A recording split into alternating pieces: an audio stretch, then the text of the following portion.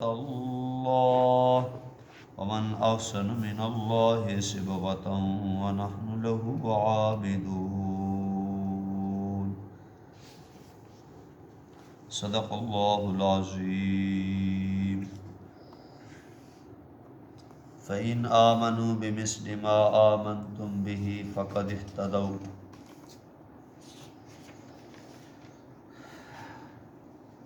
فإن پس اگر آمنو ایمان لے آئیں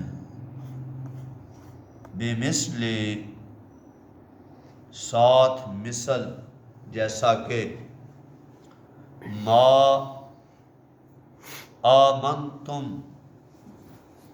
جیسا کہ تم ایمان لے آئے فقد پکی بات ہے اہتدوا ہدایت پا جائیں گے وَإِن تَوَلَّوْا واو میں نے اور ان میں نے اگر تولوا اعراض کریں منہ پھیریں فَإِنَّمَا بے شک وہ ہم وہی فی میں نے میں شقاق بدبختی فَسَيَكْفِيكَ پس کافی ہے ہم ان کو وَهُوَ واو میں نے اور ہوا وہی السمیع خوب سننے والا العلیم جاننے والا صبغہ رنگ ومن واو میں نے اور من اس سے بہتر احسن سب سے زیادہ اچھا من اللہ من میں نے سے صبغہ رنگ ونحن اور ہم لہو اسی کے عابدون عبادت کرنے والے ہیں. معنی دیکھیے فَإِنْ آمَنُوا بِمِثْلِ مَا آمَنْتُمْ بِهِ پس اگر وہ ایمان لے آئیں ساتھ مثل اس کے ما آمنتم جیسا کہ تم ایمان لے آئے ساتھ اس کے فقد اہتدوا تو پکی بات ہے کہ وہ ہدایت پا جائیں گے. وَإِن تَوَلَّوْا اگر وہ اعراض کریں فَإِنَّمَا هُمْ فِي شِقَاقٍ بے شک وہ بدبختی کے اندر پڑے ہوئے ہیں. فَسَيَكْفِيكَهُمُ اللَّهُ پس کافی ہے ان کو اللہ وَهُوَ السَّمِيعُ الْعَلِيمُ اور وہ خوب سننے والا جاننے والا ہے. صبغۃ اللہ اللہ کا رنگ ومن احسن من اللہ اس سے بہتر ومن احسن من اللہ اللہ کے رنگ سے بہتر کس کا رنگ ہوگا. وَنَحْنُ لَهُ عَابِدُونَ اور ہم اسی کی عبادت کرنے والے ہیں. یہ پیچھے آپ نے جمعرات والے دن یہ آیت پڑھی قَالُوا كُونُوا هُودًا أَوْ نَصَارَىٰ تَهْتَدُوا یہ پہلی لائن چھوڑ کر دوسری لائن کے اندر ہے کہ یہودیوں اور عیسائیوں نے کہا کہ اگر یہودی ہو جاؤ یا عیسائی ہو جاؤ تو ہدایت پا جاؤ. اس کا جواب ایک اللہ کریم نے قُلْ بَلْ مِلَّةَ إِبْرَاهِيمَ حنیفہ کے اندر دے دیا تھا. نہیں بلکہ مذہب ابراہیم کے اندر جو آئے گا وہ ہدایت پائے گا. ایک تو جواب یہ دیا. دوسرا جواب یہ دیا فَإِنْ آمَنُوا بِمِثْلِ مَا آمَنْتُمْ بِهِ فَقَدِ اهْتَدَوْا وہ کہتے ہیں کہ یہودی ہو جاؤ یا عیسائی ہو جاؤ یا کوئی اور بلا بن جاؤ تو ہدایت پاؤ گے. فرمایا نہیں. فرمایا میرے پیغمبر فَإِنْ آمَنُوا بِمِثْلِ مَا آمَنْتُمْ اپنے صحابہ سے کہہ دیجئے اگر تمہارے جیسا یہ ایمان لائیں تو پھر یہ ہدایت یافتہ ہے. اگر تمہارے جیسا ایمان نہیں تو پھر ہدایت یافتہ نہیں. فرمایا دیکھیے تو صحیح بلال رضی اللہ تعالیٰ عنہ کو کہ کس انداز سے تکلیفیں دی گئیں کس انداز سے مصیبتیں ڈالی گئیں. ان کو مارا گیا پیٹا گیا گلیوں کے اندر گھسیٹا گیا لیکن اس کے باوجود بھی انہوں نے ایمان کو نہیں چھوڑا. تو معلوم یہ ہو گیا کہ جب مشکل وقت آ جائے ایمان کے اندر بھی تو مشکل وقت کے اندر بھی اپنے رب کو وہ بندہ نہ بھولے تو پھر تو ایمان بنتا ہے۔ اگر مشکل وقت آ جائے اور پھر ادھر بھاگنا شروع کر دے، کبھی ادھر نہیں جی نہیں ادھر دیکھتے ہیں ادھر دیکھتے ہیں، تو لہذا پھر ایمان پکا نہیں۔ ایمان تبھی ہی پکا ہو سکتا ہے جب صحابہ کی طرح ایمان ہو۔ اور گویا کہ صحابہ کو معیار حق بنا دیا۔ کیا بنا دیا؟ معیار حق، حق کا معیار بنا دیا کہ اگر فرمایا تم نے حق کو سمجھنا ہے تو صحابہ کے ایمان کو سمجھو۔ جب صحابہ کے ایمان کو سمجھو گے تو تمہارا ایمان قابل قبول ہے، اور اگر صحابہ سے ہٹ کر ایمان قبول کرو گے تو فرمایا پھر تم ہدایت یافتہ نہیں ہو سکتے۔ اور آگے فرمایا وَإِن تَوَلَّوْا فَإِنَّمَا هُمْ فِي شِقَاقٍ، اگر صحابہ کے ایمان سے یہ بندے اعراض کریں، نہیں جی نہیں ہم تو بھئی ان جیسا ایمان نہیں لاتے، اللہ کریم فرماتے ہیں پھر یہ بدبختی کے، گویا کہ معلوم یہ ہو گیا صحابہ سے محبت کرنا یہ ایمان کی علامت ہے، اور صحابہ سے نفرت کرنا یہ بدبختی کی علامت ہے۔ تو کسی صحابی سے بھی اگر بغض رکھا تو فرمایا وہ بدبخت تو ہو سکتا ہے، ایماندار چاہے ابو بکر ہو، چاہے عمر ہو، چاہے عثمان ہو، چاہے علی ہو، چاہے حسن حسین ہو، چاہے معاویہ ہو، چاہے عشرہ مبشرہ میں سے ہو، چاہے کوئی اور صحابی ہو، کسی ادنا سے ادنا صحابی کے ایمان میں ذرہ سا شک بھی کیا تو اپنا ایمان گیا۔ ذرا کھولیے سورۃ النساء، سورۃ النساء اور 5واں پارہ، آیت نمبر 115۔ سورۃ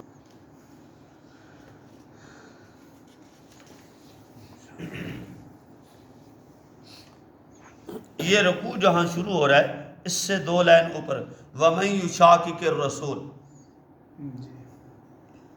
دیکھیے فرمایا وَمَن يُشَاقِقِ الرَّسُولَ مِن بَعْدِ مَا تَبَيَّنَ لَهُ الْهُدَىٰ، جو بندہ مخالفت کرے رسول اللہ صلی اللہ علیہ وسلم کی، من بعد ما تبین، اس کے بعد کہ اس کے لیے واضح ہو جائے، لہ الہدیٰ، فرمایا ہدایت اس کے لیے واضح ہو جائے، لیکن پھر بھی وہ پیغمبر کے طریقے سے ہٹ کر کوئی عمل بھی کرتا رہا، وَيَتَّبِعْ غَيْرَ سَبِيلِ الْمُؤْمِنِينَ، اور فرمایا وہ اتباع کرے ایمان والوں کے رستے کے علاوہ، وَيَتَّبِعْ غَيْرَ سَبِيلِ الْمُؤْمِنِينَ، فرمائے ایمان والوں کا رستہ چھوڑ کر، ایمان والوں سے مراد صحابہ اکرام رضی اللہ تعالیٰ عنہ۔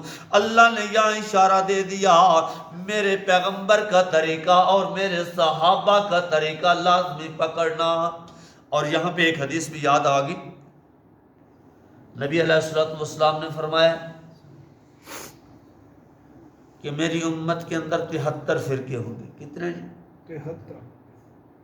کلہم فی النار، سارے کے سارے جہنم میں اور ایک جنت میں، ایک جنت میں۔ صحابہ اکرام رضی اللہ تعالیٰ عنہ نے عرض کیا یا رسول اللہ صلی اللہ علیہ وسلم وہ کون سا طبقہ ہوگا، وہ کون سی جماعت ہوگی جو جنت میں جانے والی ہوگی؟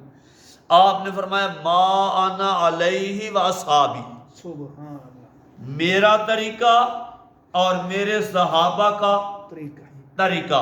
تو یہاں بھی یہ کہا کہ رسول اللہ کی مخالفت، صحابہ کی مخالفت یہ بدبختی ہے، اور اگر رسول اللہ سے محبت اور صحابہ سے محبت یہ ایمان کی علامت ہے۔ اور نبی کریم صلی اللہ علیہ وسلم نے پھر ایک مقام پہ فرمایا من احبہم فقد احبنی، جس بندے نے صحابہ سے محبت کی اس نے گویا کہ مجھ سے محبت کی، اور جس نے مجھ سے محبت کی کان معی فی الجنہ، وہ جنت کے اندر میرے ساتھ ہوگا۔ تو گویا کہ صحابہ سے محبت کرنا یہ نبی سے محبت ہے، اور جو نبی سے محبت کرے گا وہ کہاں پہنچے گا جی؟ جنت میں۔ اور جو صحابہ سے بغض رکھے گا ومن ابغضہم فببغضی ابغضہم، فرمائے ان سے بغض رکھنا گویا کہ میں محمد سے بغض رکھنا ہے۔ تو یہ قرآن کی آیت بھی اشارہ دے رہی ہے اور اللہ کے پیغمبر کے فرمان بھی یہ اشارہ دے رہے ہیں کہ صحابہ سے محبت کرنا یہ ایمان کی علامت ہے، اور صحابہ سے بغض رکھنا یہ بدبختی کی علامت ہے اور رسول اللہ صلی اللہ علیہ وسلم سے مخالفت کی علامت ہے۔ اور آگے کیا فرمایا؟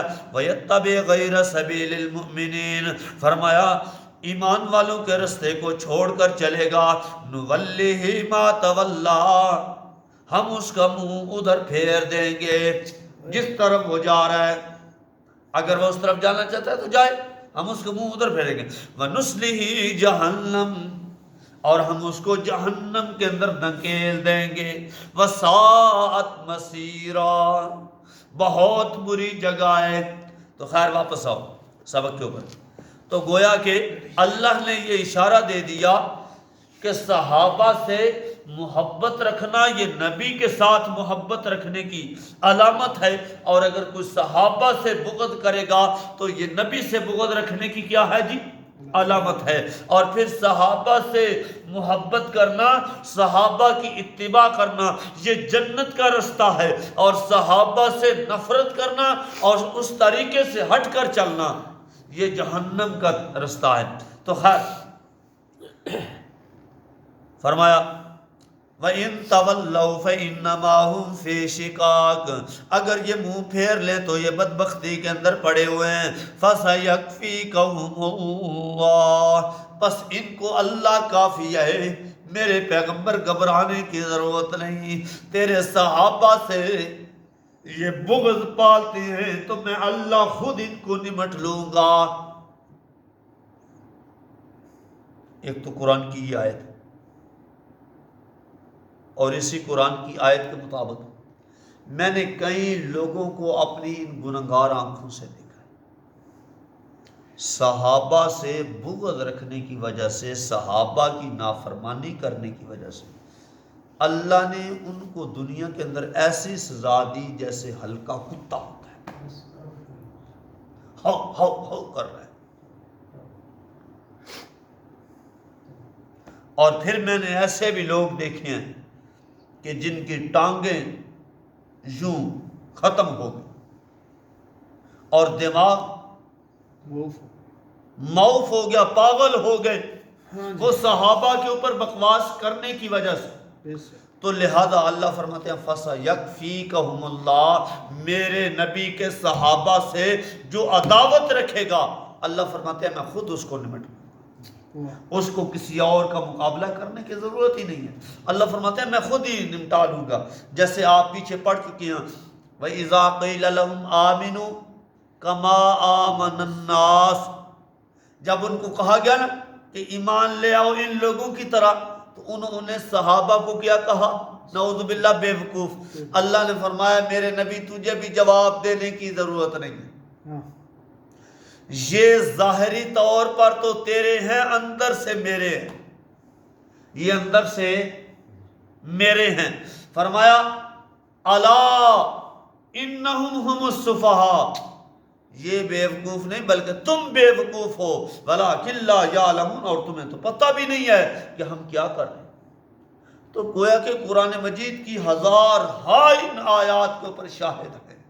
اور اللہ کریم فرماتے ہیں وَلَا تَطْرُدِ الَّذِينَ يَدْعُونَ رَبَّهُمْ، اللہ تو اپنے پیغمبر کو بھی جھڑک دے دیتے ہیں، خبردار میرے پیغمبر، یہ آنے والے لوگ جو ہیں ان کو اپنی آنکھوں کے اشارے سے بھی اور ماتھے کے اوپر بل چڑھانے کی وجہ سے بھی خبردار ان کی ناراضگی نہ کرنا، ان کو اپنے سے نہ ہٹانا۔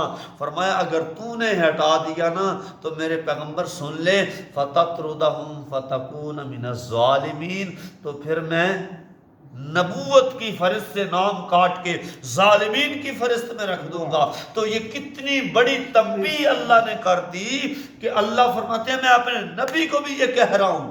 جب اللہ اپنے نبی کو کہہ رہا ہو اور وہ نبی جو لاڈلا پیغمبر ہو، جی وہ نبی جب اوپر بولے، اوپر دیکھے تو اللہ قبلے تبدیل کر دے، جب وہ یوں چہرہ کرے تو اللہ قسمیں اٹھانے لگے، والضحیٰ واللیل اذا سجا، جب وہ قدمیں ٹکانے لگے تو اللہ یوں کہتے ہیں لا اقسم بہذا البلد وانت حل بہذا البلد، جی اس کی صفتوں کا اللہ نے تذکرہ کر کے قرآن مجید کے اندر جا بجا یہ اعلان کر دیا، اور پھر یہاں تک کہہ دیا وَمَن يُطِعِ الرَّسُولَ فَقَدْ أَطَاعَ اللَّهَ، جس نے رسول اللہ کی بات مان لی گویا کہ اس نے کس کی بات مان لی؟ اللہ کی۔ اور پھر یہاں تک کہہ دیا قُلْ إِن كُنتُمْ تُحِبُّونَ اللَّهَ فَاتَّبِعُونِي يُحْبِبْكُمُ اللَّهُ، اگر تم اللہ سے محبت کے دعوے دار ہو تو پیغمبر کی اتباع کرو، پیغمبر کی اتباع کرنا تمہارا کام ہے، اللہ اوپر سے ڈائریکٹ تم سے محبت کرنے لگے گا، يُحْبِبْكُمُ اللَّهُ، صرف محبت نہیں کرے گا، وَيَغْفِرْ لَكُمْ ذُنُوبَكُمْ، تمہارے گناہوں کو معاف کر دے گا۔ تو گویا کہ اتنا لاڈلا پیغمبر ہے، اس لاڈلے پیغمبر کو بھی یہ اشارہ دے دیا، فرمایا صحابہ کو ہٹانے کی اجازت نہیں۔ تو اور کون ہے کہ کہتا ہے کہ فلاں صحابی یہ ہے، فلاں صحابی یہ ہے، فلاں صحابی کا ایمان کمزور ہے، فلاں صحابی نے یہ کام کیا، فلاں نے یہ کر دیا، امیر معاویہ نے یہ کر دیا، علی نے وہ کر دیا، ابو بکر نے یہ کر دیا، ابو بکر نے فاطمہ کا حصہ نہیں دیا، فلاں نے فلاں کا حصہ نہیں دیا۔ تو کون ہوتا ہے؟ اللہ اپنے پیغمبر کو اشارہ کر رہا ہے، میرے پیغمبر ان کے بارے میں ذرہ برابر بھی ملال رکھنے کی اجازت نہیں۔ تو لہذا اللہ کریم فرماتے ہیں فَسَيَكْفِيكَهُمُ اللَّهُ وَهُوَ السَّمِيعُ الْعَلِيمُ، اور فرمائے سننے والا بھی وہی ہے اور جاننے والا بھی۔ جب حضرت عثمان رضی اللہ تعالیٰ عنہ کی شہادت کا وقت آیا تو حضرت عثمان رضی اللہ تعالیٰ عنہ یوں قرآن رکھ کر یوں تلاوت کر رہے ہیں، تو ان ظالموں نے یہ واقعہ انشاءاللہ تعالیٰ شہادت عثمان آئے گا تو میں اپنے مقام پہ بیان کروں گا شہادت عثمان۔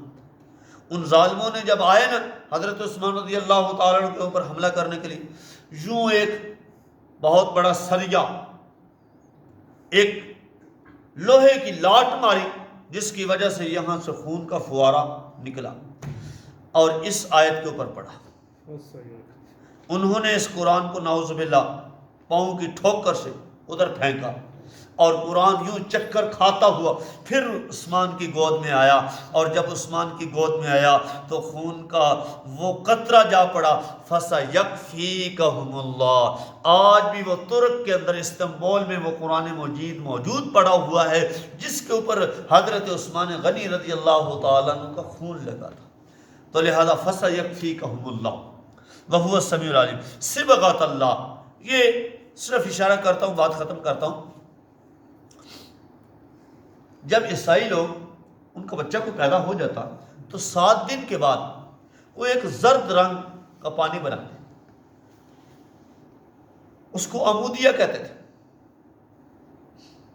اور اس پانی کے اندر بچے کو نہلاتے، بچے کو نہلاتے اور پھر کہتے الآن نصرانیا حقا، اب تو یہ پکا نصرانی بن گیا ہے۔ اللہ کریم نے اس کا جواب دیا صبغۃ اللہ، سارے رنگ اللہ کے ہیں، ومن احسن من اللہ صبغہ، اور اللہ کے رنگ سے بہتر رنگ کس کا ہو سکتا ہے؟